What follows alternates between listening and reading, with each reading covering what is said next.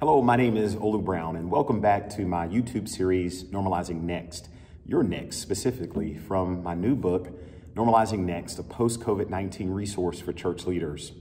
You know, this book isn't only for people who work in local churches and are trying to make their churches more vital and healthy, in particular coming through a pandemic. But this book is also for folks just like us who are doing and living everyday life.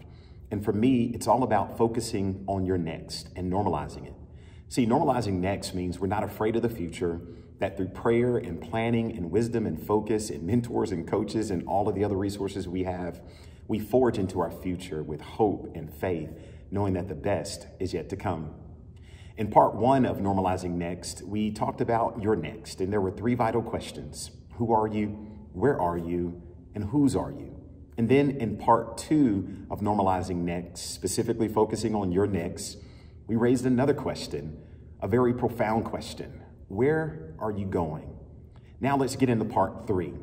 I want you to think about this thing we call life and how we only go around it one time, and that's it. We're here on earth one single time. And although for some it may be 20, 30, 40, 50, 60, or 100 years, to God it's just a single breath, a moment in time. The question is, what are you doing with your moment? So I want to encourage you in the time that I have today to make a choice. And it is the most important choice you will ever make in your life. Are you ready for it? Here it is. Choose you. I know it sounds really profound, but it's not. So often we choose other people, we choose circumstances, we choose our fear, we choose worry, we choose anxiety, but very few times do we ever choose ourselves. Because to choose yourself means that you are important, you are worthy, and you are worthwhile. Every single day of your life, you have to make a choice, and that choice is you. For a long time, I've admired Dr. Wayne Dyer, who passed away some time ago, who was a therapist, leadership guru, public speaker. Well, in 1976, a year before I was born, he wrote this wonderful book, Your Erroneous Zones. And erroneous zones are those behaviors or thoughts or patterns that get in the way of us living our fullest potential and choosing ourselves. Well, I decided to order one of his books, and guess what? The book came in, and it was a used copy from a thrift store.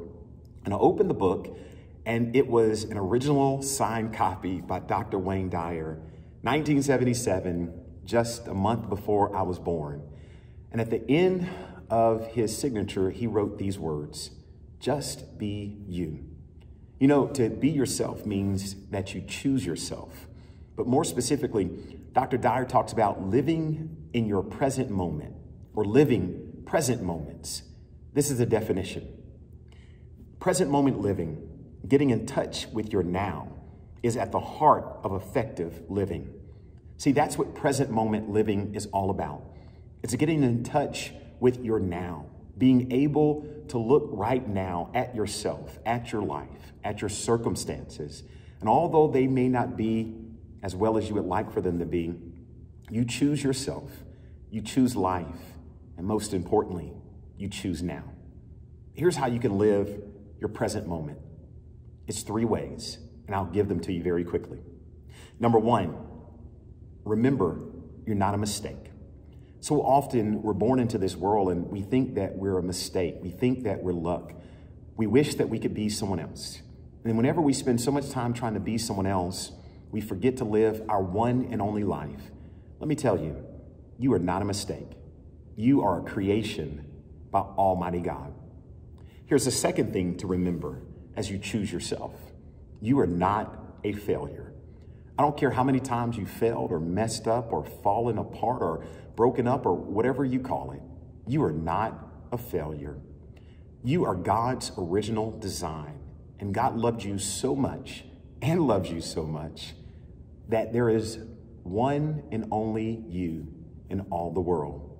Remember, you're not a mistake and you're not a failure. But most importantly, here's a third. You are not broken. Sometimes we go through broken situations and hurtful situations and harmful situations, and we begin to think we are what we've come through. But you're not broken. You're not a mess. You're not a disaster. You're not some catastrophic accident that has happened or waiting to happen.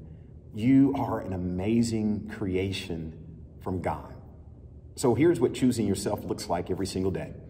It's waking up in the morning, and in spite of our external circumstances, looking in the mirror and saying, I choose me.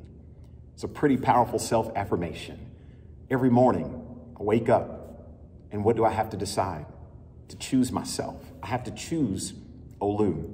And my prayer is that the people I love and who are connected to my life are doing the same. But even if they're not, I still have the responsibility to choose myself. So that's your challenge for the week. Why don't you give it a try?